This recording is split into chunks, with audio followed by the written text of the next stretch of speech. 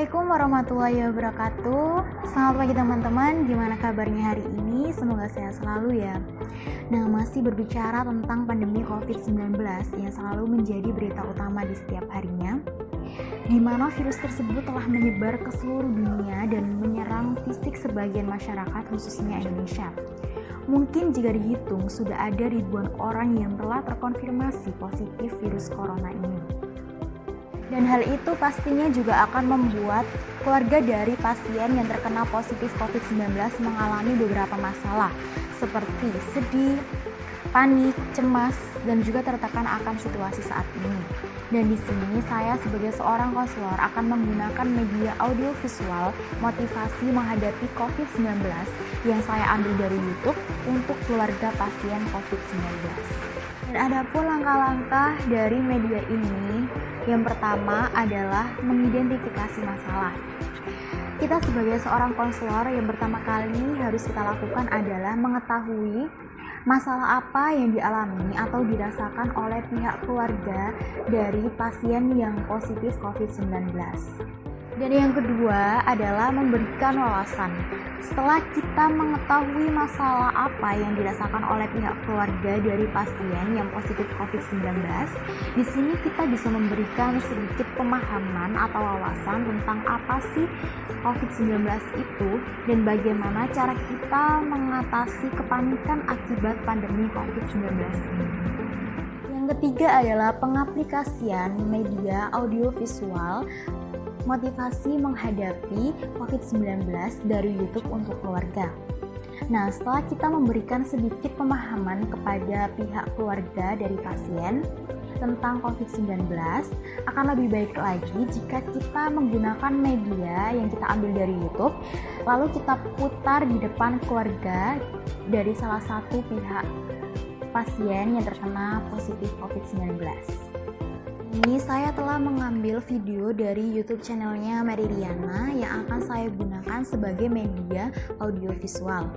Nah, sebelum kita memutar video tersebut, yang perlu kita perhatikan yang pertama, yakni menyiapkan tempat yang nyaman dan juga peralatan yang dibutuhkan untuk menjalankan media audiovisual tersebut untuk keluarga pasien.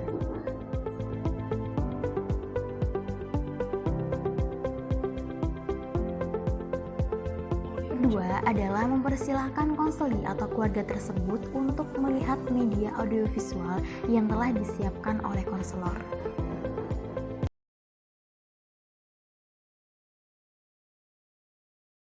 Virus corona baru saja masuk ke Indonesia. Dan sampai sekarang belum ditemukan obat dan virus penangkalnya. Lalu apa sikap kita? Kita punya dua pilihan. Kalau kita panik, bertindak sendiri-sendiri, seruduk sana, seruduk sini, tidak mengikuti instruksi, mudah termakan informasi yang tidak benar, dan lebih parah lagi, jangan-jangan kita ikut menyebarkan informasi tanpa diklarifikasi. Kalau itu yang kita lakukan, justru itulah yang akan memperburuk situasi. Tapi yang sebenarnya harus kita lakukan adalah tenang, tetap waspada, jaga diri, jaga kebersihan. Cross-check informasi dan percaya pada pemerintah dan tim medis yang juga sedang berusaha semaksimal mungkin untuk mengatasi wabah ini. Dan tentunya tetap optimis. Saya memantau grafik ini setiap harinya. Ini adalah real-time counter update virus corona di seluruh dunia. Mungkin kamu melihat dan berkata, wah, astaga, sudah ada 93.168 orang yang terkena dan sudah ada 3.000 lebih yang meninggal. Dan sampai saat ini antivirusnya belum ditemukan. Gawat dong nih, gimana? Stop. Kan saya baru aja bilang, jangan panik.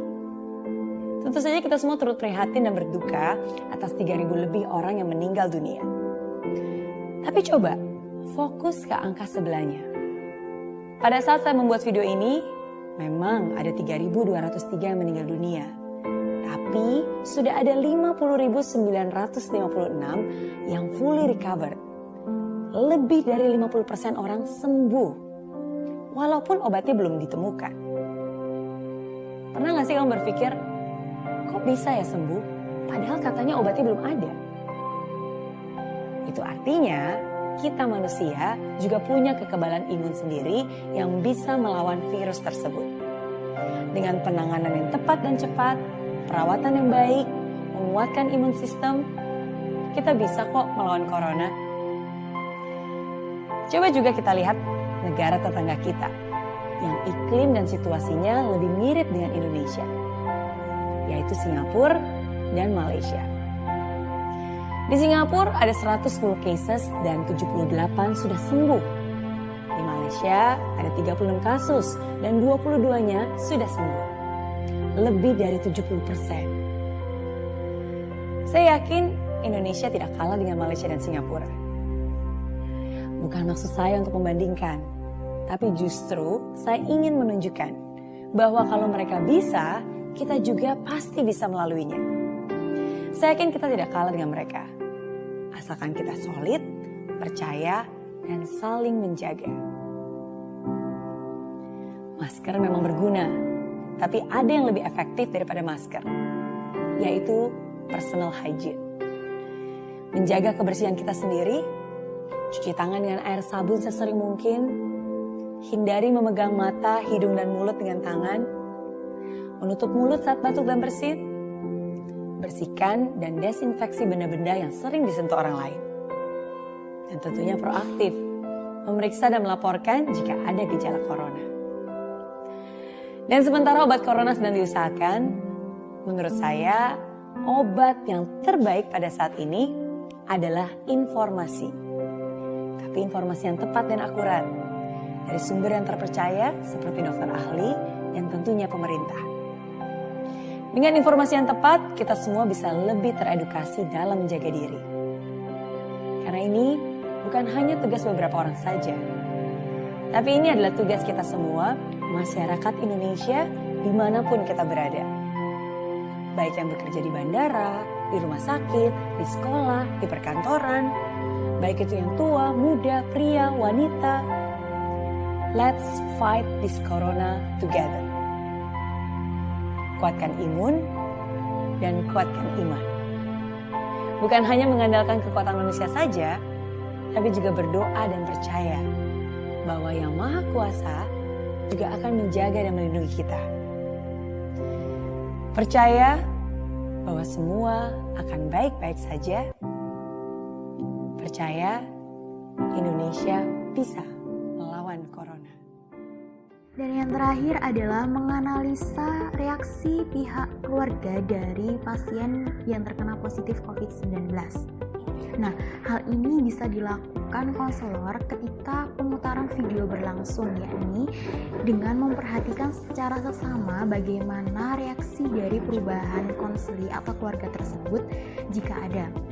Dan diharapkan reaksi dari keluarga pasien positif COVID-19 setelah menyaksikan video tadi akan membuat mereka merasa lebih tenang dalam menghadapi situasi saat ini.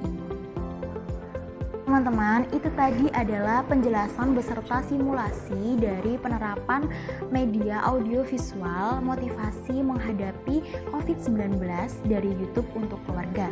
Nah, semoga video ini bisa memberikan wawasan serta manfaat bagi kalian semua. Terima kasih. Wassalamualaikum warahmatullahi wabarakatuh.